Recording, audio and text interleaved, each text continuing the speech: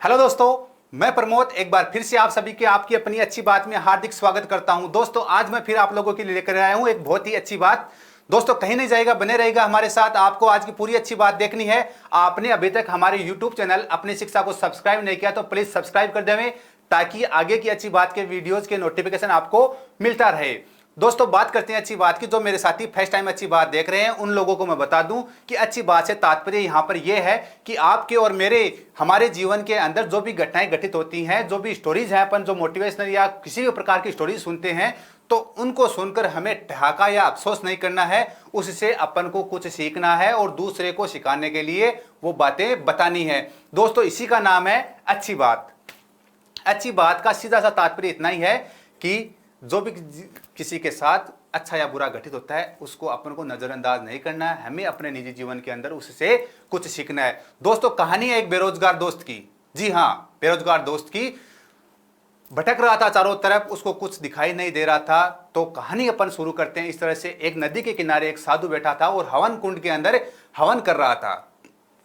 नदी के किनारे बैठा था एक साधु और हवन कुंड लगा रहा था और पूजा के अंदर व्यस्त था और आवाज लगा रहा था, जो आएगा सो पाएगा, जो आएगा सो पाएगा। बार बार यही एक आवाज लगा रहा था। राहगीर रास्ते से गुजर रहे थे लेकिन किसी का ध्यान नहीं जा रहा था, सिर्फ सुन के इग्नोर कर रहे थे। इधर से अंदर जा रहे थे और इधर से वो बात एग्जिट कर रही थी और साधु बार बार एक ही बात बोल रहा था, जो आएगा सो पाएगा, जो आएगा सो पाएगा। लेकिन कोई उसके पास आ ही नहीं रहा था, तो जाहिर सी बात है पाएगा भी नहीं। तो उधर से ही उसी रास्ते से एक बेरोजगार मेरा जैसा साथी गुजर रहा था और उसके कानों में भी आवाज पड़ी कि जो आएगा सो पाएगा।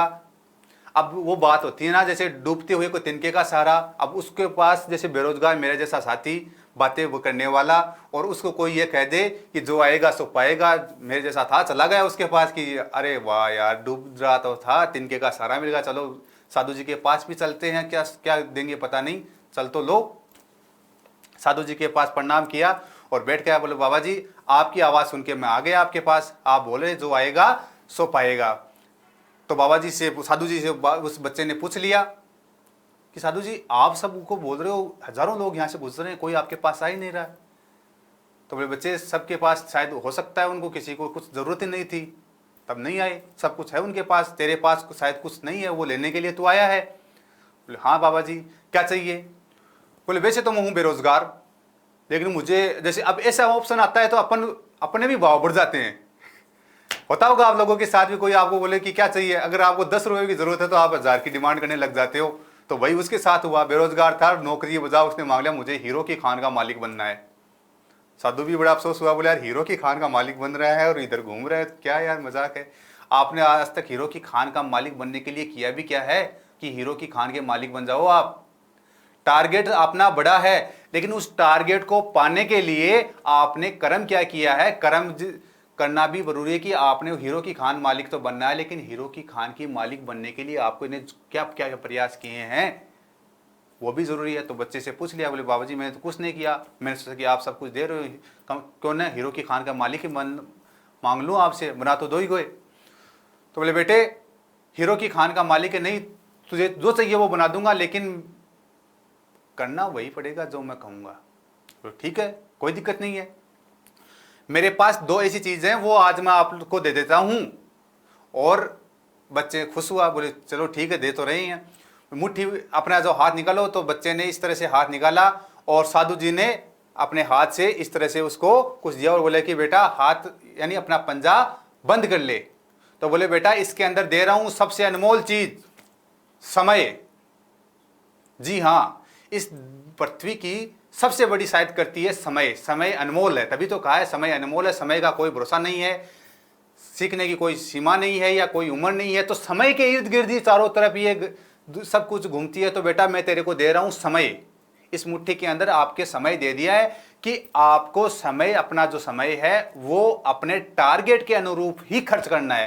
जैसे आपकी घड़ी के अंदर, मेरी घड़ी के अंदर 24 घंटे ही होते हैं, तो जो मैं अपने 24 घंटे उसमें से कितने घंटे अपने जो टारगेट है उसके लिए दे रहा हूं, यानी कि डेडिकेशन में अपना कितना परसेंटेज, कितना समर्पण, कितना त्याग, कितना बलिदान अपने टारगेट के प्रति दे रहा हूं। अगर आप कॉम्पिटिटिव एग्जाम्स की तैयारी कर रहे हैं या किसी बिजनेस के अंदर इन्वॉल्व हो, तो उस चीज को आप अपना कितना समय दे रहे हो, यह सबसे बड़ी बात है। मुझे गवर्नमेंट जॉब लेनी है, बिल्कुल लेनी है, लेकिन मैं पढ़ाई नहीं कर पा रहा हूं, घंटे 2 घंटे पढ़ लेता हूँ, अरे भाई ऐसे तो नहीं होगा। सबसे ज़्यादा ज़रूरी है कि कितना डेडिकेशन आपका उसके प्रति है, कि आपका जो भी टारगेट हो, which ever its doesn't matter what's your target.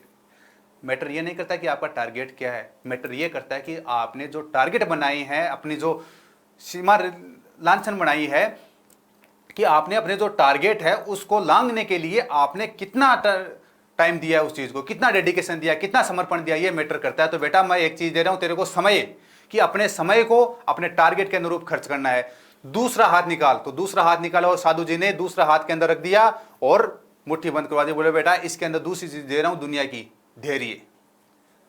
हर किसी के पास धैर्य नहीं होता है, भटक जाते हैं, गुमराह हो जाते हैं, लेकिन आपको समय और धैर्य के साथ लगाना है। ये दोस्तों ये दुनिया की दो सबसे बड़ी चीज है, समय और धैर्य। दुनिया की बड़ी से बड़ी चीज या बड़ी से बड़ी मंजिल हासिल की जाती है कि अगर आप किसी चीज को समय दीजिए धैर्य के साथ। ये नहीं है कि समय, वैसे मैं यहाँ पे आप लोगों से बात कर रहा हूँ, आपको अच्छी बात सुना रहा हूँ, लेकिन मेरा ध्यान घर पे है या फिर कहीं और है कि यार वहाँ पे क्या हो रहा है, वहाँ पे मेला लगा, वहाँ पे आज अच्छी मूवी लगी हुई है, तो मैं अपने दोस्त वहाँ पे मूवी देखने के लिए गए और मैं आप लोगों के साथ अच्छी बात कर रहा हूँ। दोस्तों ये नहीं है, या फिर सब्र नहीं है, सहनशीलता नहीं है। दोस्तों वो धैर्य के रूप में आपको रखनी पड़ेगी। अगर आप किसी चीज़ को टारगेट बना रखे हो और उसको समय दे रहे हो, समय देने का मतलब है धैर्य के साथ आपके पास कॉन्स्टेंट टारगेट होना चाहिए। मैं अब आप लोगों से सीधे आंखों में आके डाल के बात कर रहा हूं, तो बीच के अंदर हमारे कोई नहीं है, तो उसी तरह से जो धैर्य है आप लोगों का सीधा अपने टारगेट के प्रति होना चाहिए, न कि इधर उधर होना चाहिए। हाथ कहाँ जा रहे हैं, पैर कहाँ जा रहे हैं, इट्स नो। मैटर यह करेगा कि आपने जो टारगेट बांधा है उसके प्रति आप जो समय दे रहे हो, उसके प्रति जो आप डेडिकेशन भाव लगा हुए हो, तो वो धैर्य के साथ होना चाहिए, वही आपका टारगेट होना चाहिए। ये नहीं कि 5 नावों के अंदर आप सवारी करो, नो।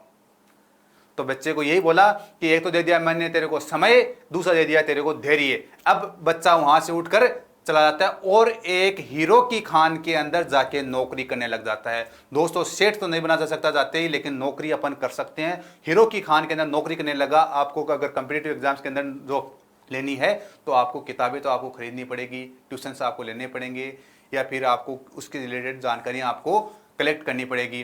तो सबसे पहले उसको हीरो की खान के अंदर नौकरी मिली। नौकरी मिलने के बाद उसको यह जानना जरूरी था कि हीरो की खान के अंदर होता क्या है, तो वहां पे नौकरी करने लगा।